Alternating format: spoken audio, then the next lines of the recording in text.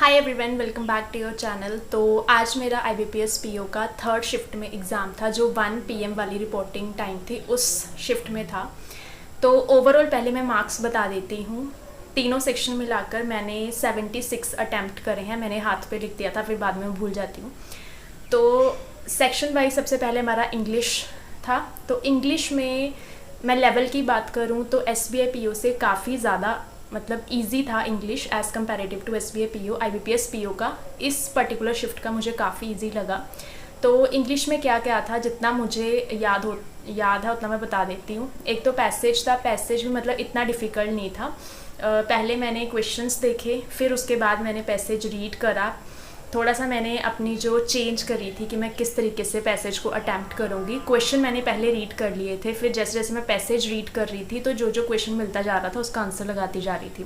Passage था, cloze test था। Cloze test में मैंने एक क्वेश्चन छोड़ा था, बाकी ईजी था। एरर डिटेक्शन में भी मैंने एक क्वेश्चन छोड़ा था, बाकी मैंने सारे करे थे। फिर हमारा वो था वर्ड स्वैप वाला, वो मैंने सारे करे थे। और लास्ट में एक मैचअप वाला भी था, वो लास्ट में आई थिंक एक ही क्वेश्चन था। और उसके बाद क्या था, अभी मुझे इतना याद है। तो इंग्लिश में मैंने टोटल 26 अटैम्प्ट करे हैं।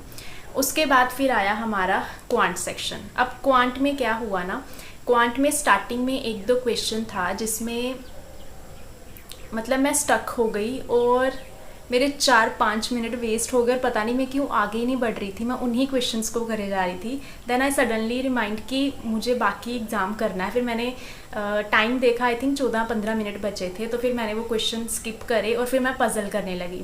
अब क्योंकि वो माइंड में प्रेशर आ गया तो पज़ल भी मैंने फर्स्ट क्वेश्चन निकाला और वो गलत हो गया। पज़ल में भी मैं जल्दी जल्दी में कर रही थी अटैम्प्ट। तो फिर पहले मैंने रिलैक्स करा खुद को और सोचा कि जितना भी टाइम है उसको मैक्सिमम यूटिलाइज़ करूं। फिर मैंने आराम से पज़ल पूरी पहले सॉल्व करी, फिर क्वेश्चन करे, फिर धीरे धीरे निकलने लग पड़े सारे क्वेश्चन। फिर मैंने स्पीड बढ़ाई। अप्रोक्सीमेशन के क्वेश्चन थे, हाँ मुझे याद नहीं आ रहा अप्रोक्सीमेशन थी क्या था, हाँ अप्रोक्सीमेशन थी, वो मैंने क्वेश्चन करे सारे। फिर हमारी 2 DIs थी, मैंने दोनों करी थी। उसके बाद फिर एक कैसलेट थी, वो मैं नहीं कर पाई थी। और क्वेश्चन क्या था, अरिथमेटिक के क्वेश्चंस थे, वो मैंने अटैम्प्ट करे जितना हो सका लास्ट में। तो क्वांट में मेरे सिर्फ 18 क्वेश्चन अटैम्प्ट हुए हैं, क्योंकि मेरा टाइम ही बहुत ज़्यादा वेस्ट हो गया था। अगर स्टार्टिंग में वो 4-5 मिनट में वहाँ वेस्ट ना करती तो बाद में आई थिंक जो कैसलेट थी वो भी बन जानी थी।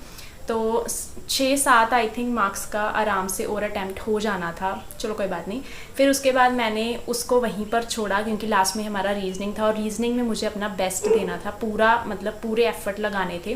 तो वो वाली चीज़ मैंने साइड में छोड़ी। फिर रीजनिंग खुली। रीजनिंग में जैसे जैसे पज़ल जो भी कुछ आ रहा था मैं बनाते जा रही थी। तो रीजनिंग में मैंने 32 क्वेश्चन अटैम्प्ट करे हैं।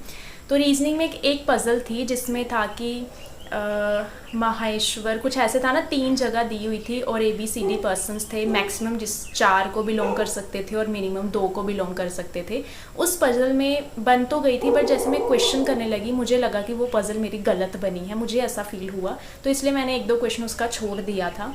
उसके बाद बाकी पज़ल्स मैंने सारी करी। मिसलेनियस में 2 थे, एक जो फॉरवर्ड बैकवर्ड वाला था वो तो बन गया था, और एक था वो मैंने लास्ट में आई थिंक छोड़ा था, तब टाइम भी नहीं शायद बचा था। बाकी डायरेक्शन वाला क्वेश्चन थे 2-3, वो मैंने करे थे। उसके बाद इनइक्वालिटीज़ के क्वेश्चन थे, वो भी करे थे।